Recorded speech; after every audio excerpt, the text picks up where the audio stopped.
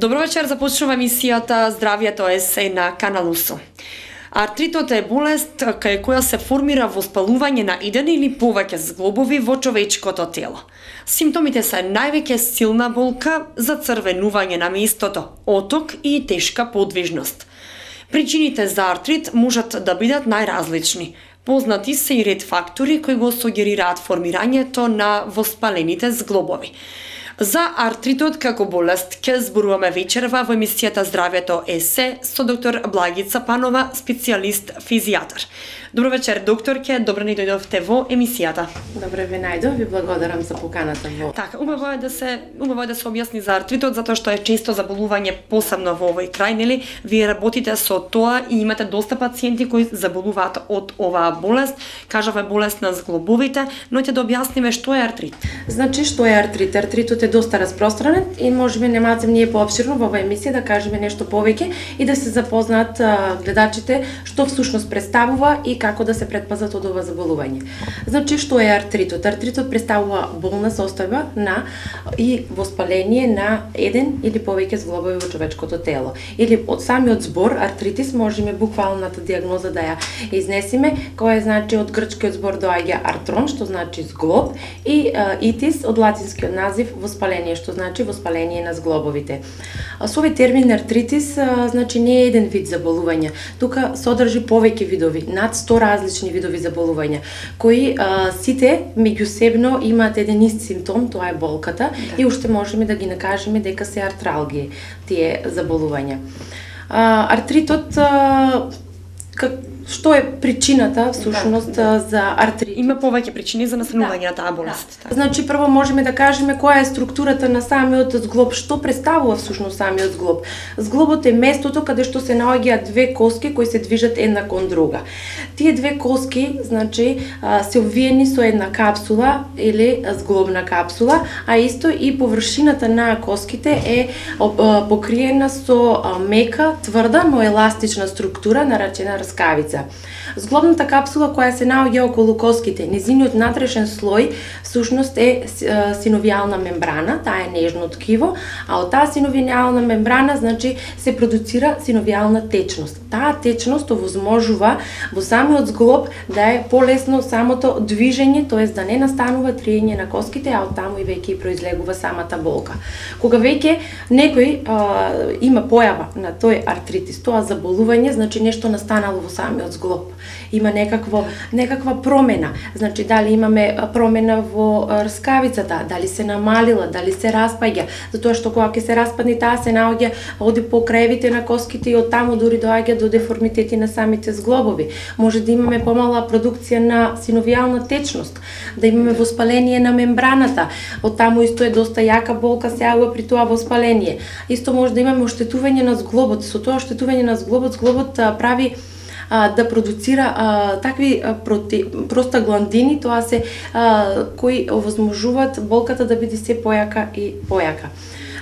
Факторите кои ќе ги интересира нашите сигурно ризик факторите кои доведуваат до вакво заболување. Значи ризик факторите за да се дојде до една ваква промена на структурата на зглобот ги има многу. Значи тоа се доста застапени, ги веќе во ова наша денешница се повеќе и повеќе се појавени, ги има и така, значи да ги споменеме оние најважните ризик фактори. Значи најважните ризик фактори прво можеме да кажеме дека и доста честа генетската предиспозиција. Значи наследствениот фактор е доста важен затоа што ако некој од семејството има ваков тип на заболување, тоа значи дека околу 80-90% дека ќе го имат и некој од идните генерации, да. Исто така полот, важен е полот.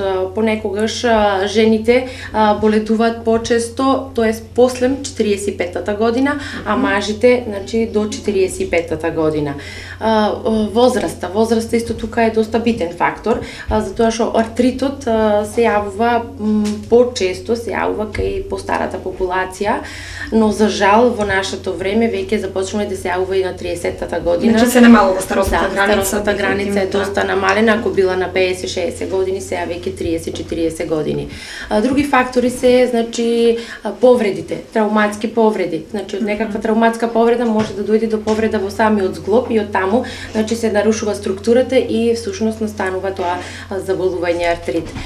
Друго, значи, неисти движење во таа млада популација кога имаат некои пооптеретена физичка работа, значи оптеретеност, неисти движења кога се прават, тогаш самиот зглоб веќе го троши она внатрешна течност која ја продуцира и од таму пак може да се случи промени и всушност да настане овој тип на заболување артрит. Значи многу фактори влијаат за појавата на Да, исто имат дебелината. Значи дебелината доста знае да наштети на зглобовите, затоа што како на пример оние зглобови како што го одржуваат целата тежина ја носат како колковите колената кога имат и поголема тежина. Значи тоа нешто ќе придонеси да се уште повеќе направат некакви промени во самиот зглоб. Сега многу е важно да споменеме дека има различни видови на артрит, па тука да се навратам јас само уште малце во факторите, значи исто тука причинители можат да бидат и некакви инфекции, тоест микроорганизми, затоа што има доста од овој тип на заболување како инфекциозни артрити кои ги напаѓаат бактериите, вирусите ги напаѓаат зглобовите и од таму исто да настанат доста поголеми промени и да пострадат и внатрешните органи на човечкото тело, исто и автоимуно, тоест кога имаме намален имунитет и самото тело се го напаѓа, самиот себе се напаѓа, тоа е автоимунно заболување и тука ги има доста често, се јавуваат јувенилен артрит, исто така кај децата, значи тоа ќе го спомниме сега во видовите, значи тоа најчесто имаме некаква инфекција, температура и самите дечина од 2-3 години, значи можат да се појават овој вид на заболување. Значи можете и деца да заболат, не мора да значи дека само кај возрастните може да се појави артрит. Кажавме дека има различни видови на артрит, па од тоа зависат и симптомите кои се чести при ова заболување. Значи видовите се многу, како што кажавме на почеток, 100 различни видови. И сега од вашето искуство ќе сменеме оние кои највеќе кои најчестите кои се. Да, најчестите. Значи видови на артрит можеме да го спомниме реуматидниот артрит, кој е доста чест, а остеоартритот исто се јавува како дегенеративно заболување и е доста често кај постарата генерација. Потоа, значи како што кажавме јувенилниот артрит кај децата се јавува од 2 до 16 година и симптомите знаат да бидат полесни па до многу по заострени, потешки и многу, значи да имаат промени во оние органи внатрешни кои понатаму можат да носат доста последици. Друг артрит е инфекциозниот артрит, значи исто како што кажавме со напаѓање на микроорганизмите, директно напаѓање на зглобот и од таму може да имаме проблеми со срце, може бели дробови, очите и така натаму, значи може да бидат прозадлабочени самите симптоми. Реактивен или алергиски артрит, имаме спондило артрит, имаме анкилозиращ артрит, имаме артрит кој се имаме нарушение во метаболизмот или познат тука како гихт. Значи тоа е поради нарушение на метаболизмот и се јавува тој вид на заболување, најчесто на стапалото е. Значи, во зависност од овие видови на заболувања, значи ги карактеризираме и ги оформуваме симптомите, затоа што секој еден симптом зависи од кој вид и заболување, значи тој се може да биде различен зглоб зависно од заболувањето. Да, и зависност од симптомите. Ете така. Исто така, значи видовите може да ги поделиме и според стадиумот. Значи може да биде остар стадиум, може да биде хроничен стадиум, може да биде значи подостар стадij, значи подостар и хроничен. Значи остриот е кога веќе имаме симптоми, најмногу се изразени, подостриот значи може да трае и повеќе време, може да и 5-10 години, исто и хроничниот стадij кој што значи со текот на годините може да биде присутен кај овие видови на заболување. Зависност од тоа колку зглобови се офатени, и тука можеме да направиме еден вид поделба, значи ако е офатен еден зглоб имаме моноартрит, ако е офатен 2 до 3 зглоба имаме олигоартрит, и ако се офатени значи повеќе од 3 зглоба веќе имаме полиартрит, значи тоа често знае да се зафатат коленото, рамото, лактото, значи стапалото, глуждот, така да тоа веќе го сврстуваме во полиартритни заболувања. Симптомите Симптомите кажавме дека се различни во зависност од тоа кој артрит е. Да пушаме почеток, они најчесто да ги објасниме, симптоми кои се сеќаваат. Значи може најопшто кажеме, значи за сите видови артрити најчесто е болката, значи тоа е болката го доведува пациентот на лекар. Последно кај физијатрите кои што значи болката таа е доста присутна и скоро во сите видови на артритот. Потоа имаме ограничени движења, значи во самиот зглоб, имаме оток за црвенетост, значи на допир може да биде зглобот топол, исто така да биде на допир болен, значи да има болка.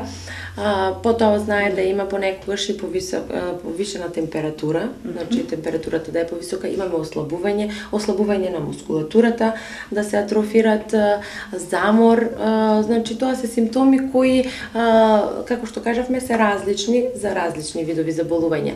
Болката, зашто се јавува болката? Всушност болката се јавува поради воспаление на таа синовијална мембрана. Значи кога се воспали синовијалната мембрана под дејство на некој од овие спомнати фактори, значи болката е да знае да биде доста јака.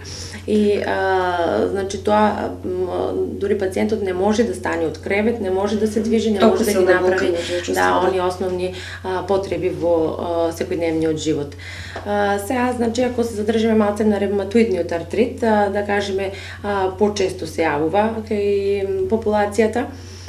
Болката тука најчесто ги офаќа малите зглобови, значи зглобовите на прстите на раката и исто така офаќа и други зглобови и секој пат тоа е интересното што се симетрични. Значи офаќа се симетрични зглобови.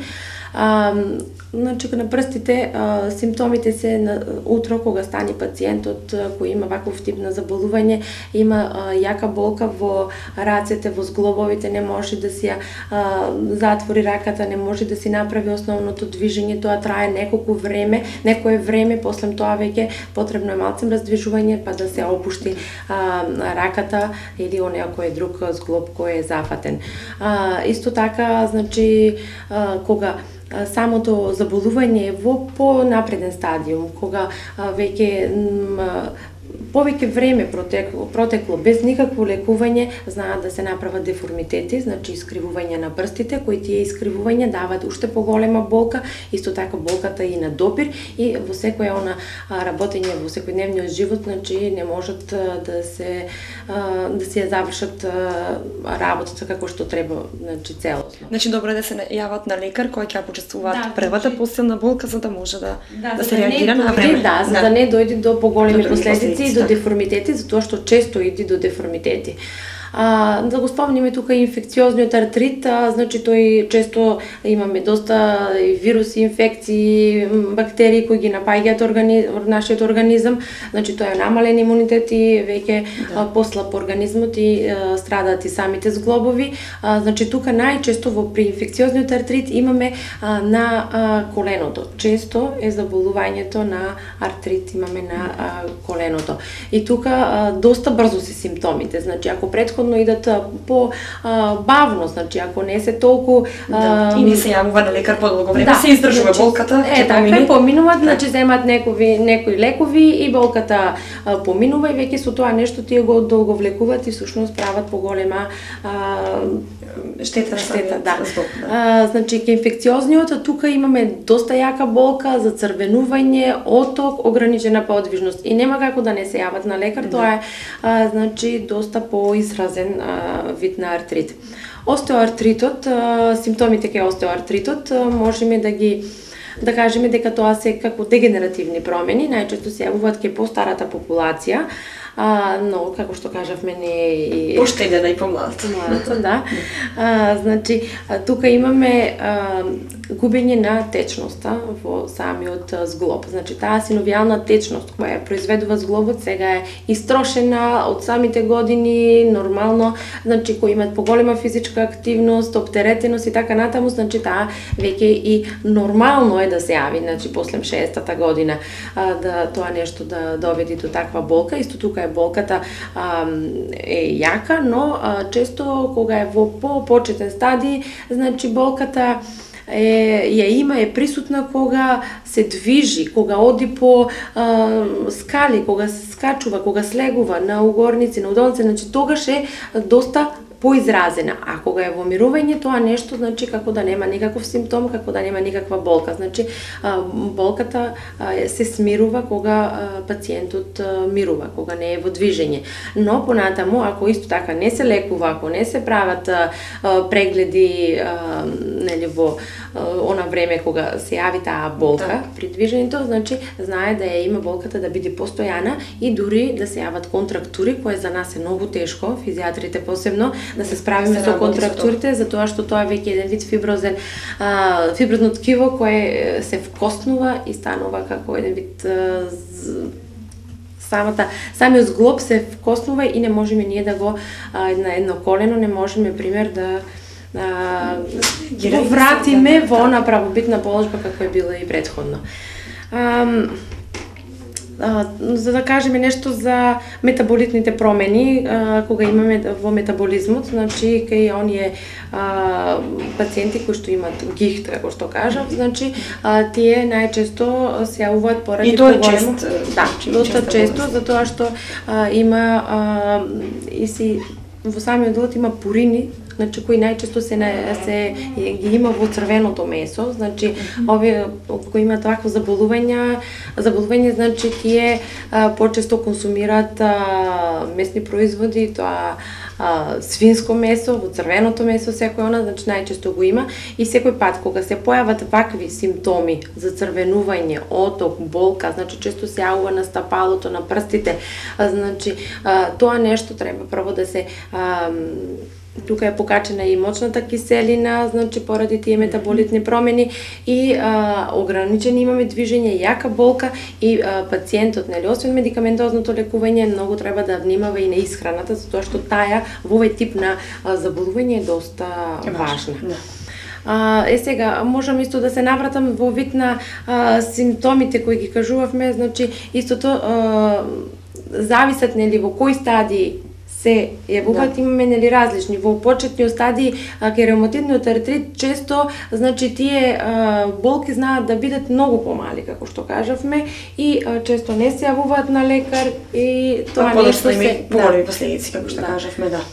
Да, значи кај дечината кажавме дека и тие се доста симптоми се изразени, кај нив има често оток, значи дали е зафатен скочен зглоб, колено, претежно тие се најчести зглобови кои страдаат, децата значи не можат слободно да играат, ја немаат она активност како и другите деца, слободата во движење нема и тоа најчесто настанува поради некаква инфекција, значи повисока температура, подолг период и веќе тука е. Тоа се тие најчестите видови на артрит со кои вие секојдневно нели се соочувате и имате пациенти тука за да можете нели да работите со нив, но како се диагностицира?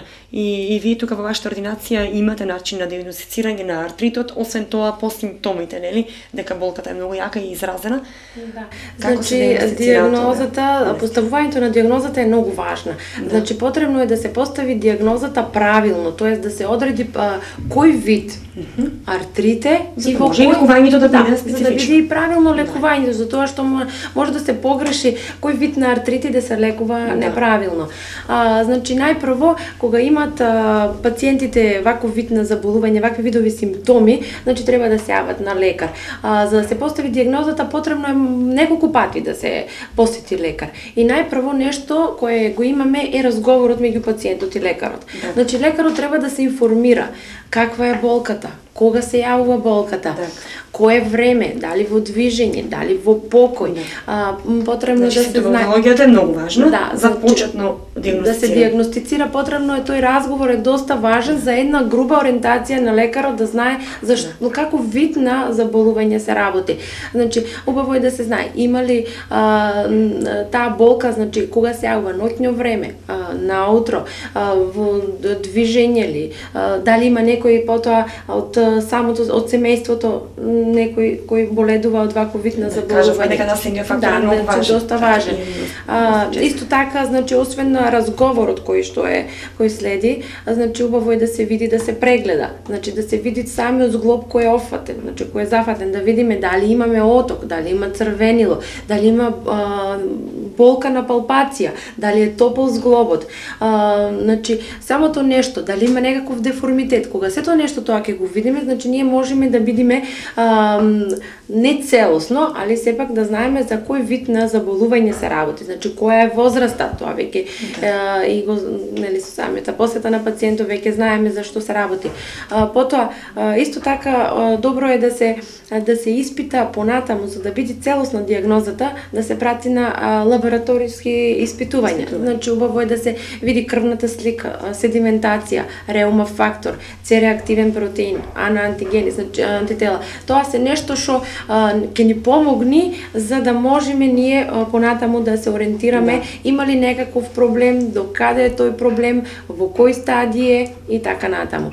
Освен лабораториските испитувања, значи треба да се направат и убаво е рентген испитувања, значи рентген слика, значи тука ќе видиме до кој степен е самиот зглоб, имам ли триење или имаме нарушување, има ли зглобна капсула, до кој раскавицата колку се оштетена, значи тоа нешто може да ни го покаже самата рентген. Значи многу параметри кажуваат од кој вид може за да можете да го научите самиот артрит. Да, исто така доста важна метода е компјутерното испитување, магнетната резонанса, веќе тие, значи можат да го потврдат целосно тој кој тип на заболување е за кој тип се работи.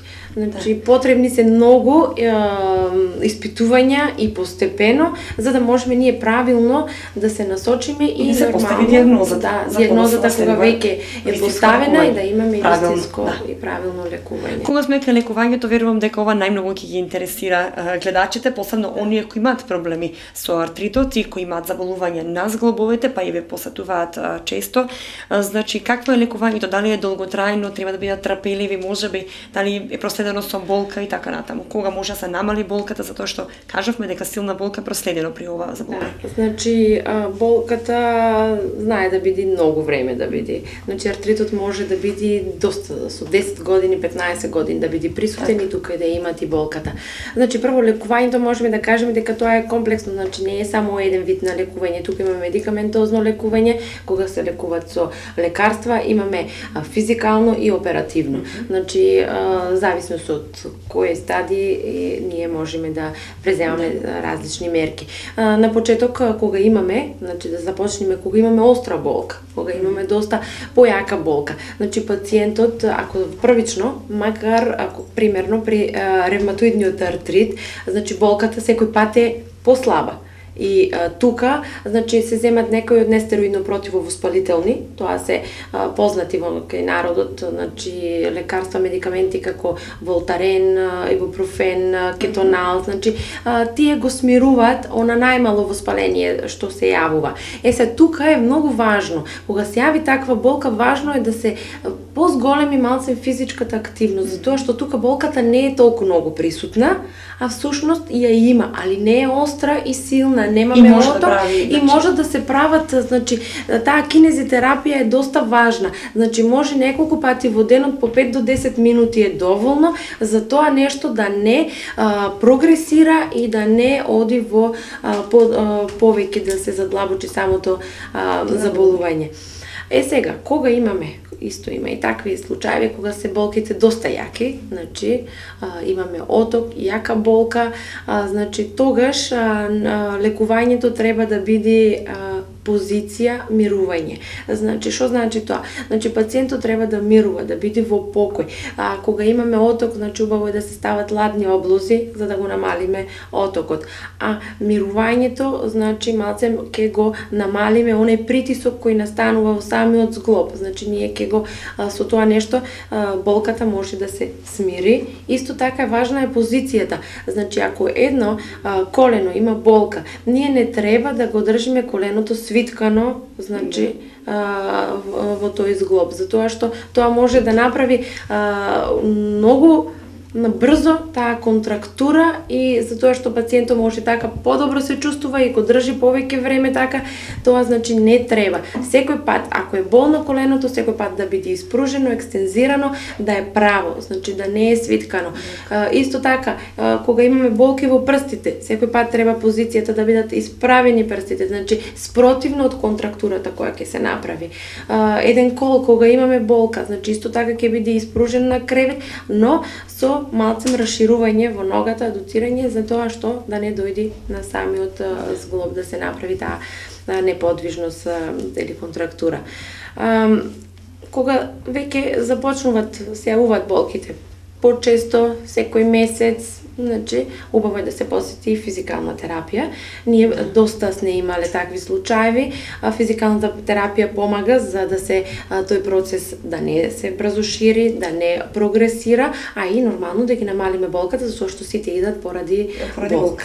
Да, значи од физикалната терапија доста значи применувани се електрофорезата, тоа ставаме малцем лекарство на самите зглобови, значи со самиот апарат, ултразвук, интерферентна струја и тенс или транскутана електронервна стимулација, и тоа доста придонесува да се таа продукција на течност да се зголеми во самиот зглоб, и можам да кажам дека доста резултати има од самиот досегашен значи тука третмани со овие проблеми, лазер терапијата, значи затоа што сите овие до сега спомнати електротерапии, значи ние не можеме да ги уфатиме сите зглоби. Пример кога разговараме за зглобовите на прстите на раката.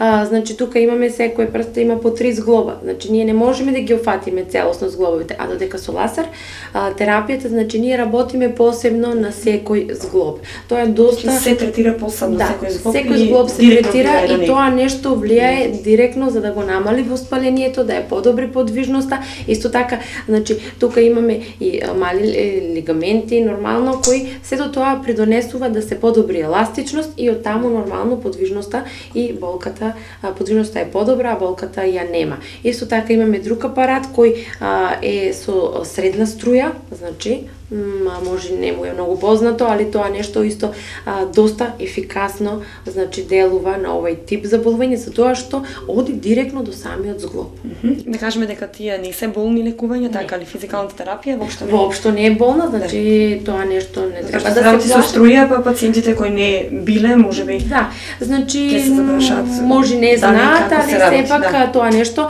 нема штетност, значи единствени контраиндикации се кога е бремена, може неоплазми, значи тоа се тие контраиндикации кои ние не смееме да ги прилагаме овие електротерапии. Другото секој пат е дозволено, значи исто така помага и доста магнето, значи тој помага за овој тип на заболувања, значи ниско фреквентното магнетно поле е доста ефикасно затоа што таа се напојува самото тело, самиот зглоб, мускули, значи со магнетна енергија која делува доста позитивно и нели ги намалува сите овие симптоми до сега што ги спомнавме. Времето на лекување го одредува самиот лекар во зависност од тоа како се чувствува пациентот. Да, значи претежно нашата физикална терапија минималното лекување е 10 дена, значи во зависност од кој вид на заболување и треба да се повторува за да немаме последици, затоа што како што кажавме доста има млади луѓе кои уште од 30-та година и ако ги оставиме што ќе прават тие до 60-та година, значи мора да се третираат, мора да има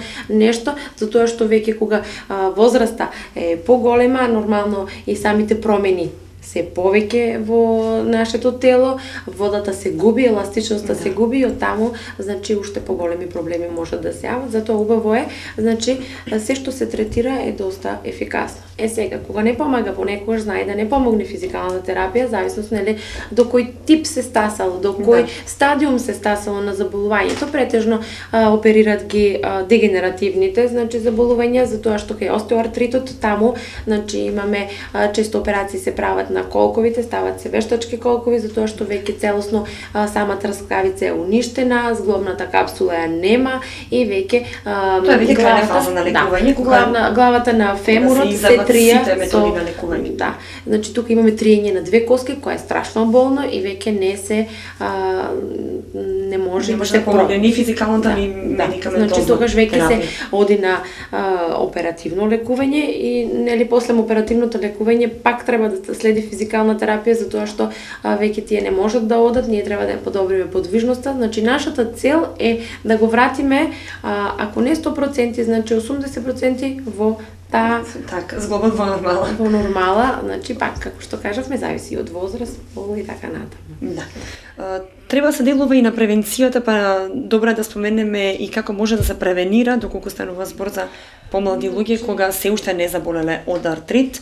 Дали може, ја споменавме исхраната, колку може исхраната да делува за превенција од артрит? Значи превенцијата е важна, макар не многу на овој тип заболување. На наследниот фактор не може не можеме да некои фактори кои можеме да влијаеме. На некои фактори, значи можеме да влијаеме например кај некои кои имаат една исти движења, кога во таа 30-40 година кога се најактивни, работата кога му е со едни лични движења, исти движења, тогаш имаме многу губење на таа течност и многу болка. Значи тоа нешто можеме да го смениме, тие треба да прават обратни движења од она што го прават. Тоест да имат малце повеќе активност, физичка активност за релаксација, значи да кажеме, да подвижноста да биде обратна од тоа што го прават. Може би седечка положба, нели? Значи има и доста кои седат, треба, значи малцем, затоа што тие тогаш немаат јака болка, и значи може да се го дозволат години.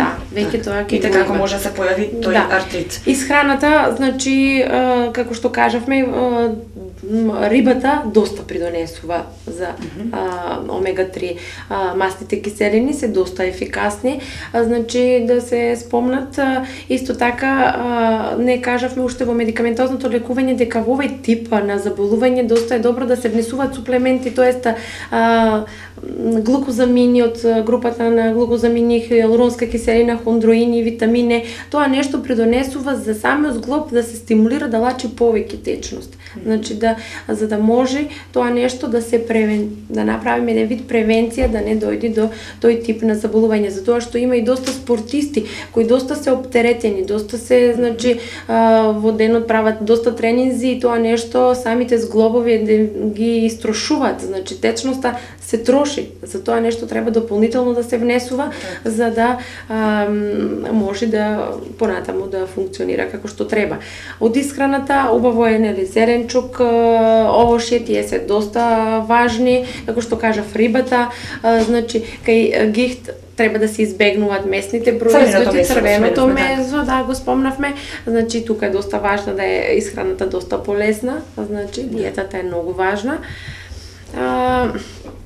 Кажавме дека клучен фактор е исто така физичката активност, повторно да кажеме, и децата треба да бидат поактивни за да не дојде до подоцнежниот период. И исто така треба, значи за тоа ако имаме ако имаме и поголема физичка активност, нема да дојде до таа поголема тежина која што се јавува и која најчесто страдат поголемите зглобови кои го држат всушност човечкото тело. Верувам дека убаво објаснивме за артритот, ќе се пронајдат оние кои страдаат од оваа болест и потребно е нели да посетат лекар за да можат да увидат и да ја диагностицираат болеста. Кажавме има многу видови на артрит и затоа убаво е да се потенцира нели да се диагностицира вистинскиот вид за да може и правилно да се лекува. Да се лекува и треба често да посетуваат, значи да не остават дека не е дека болката ќе помине, ќе озвучи и да остане незабележана. Да, тоа нешто затоа што во веќе подоцниот период и стадиум, значи многу потешко се лекува, не можеме ние да превенираме и значи може да се дојде до операција која веќе е многу потрауматична. И кажавме крајна фаза на лекување.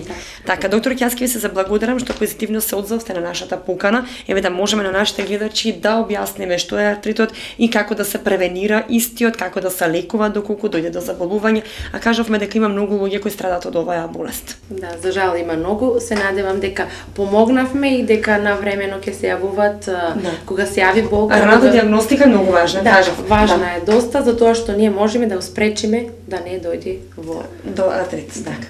Благодарам уште еднаш. Почитувани гледачи, разговаравме со доктор Благица Панова, специјалист физијатар. Зборувавме за артритот како многу често заболување во Кочанскиот регион.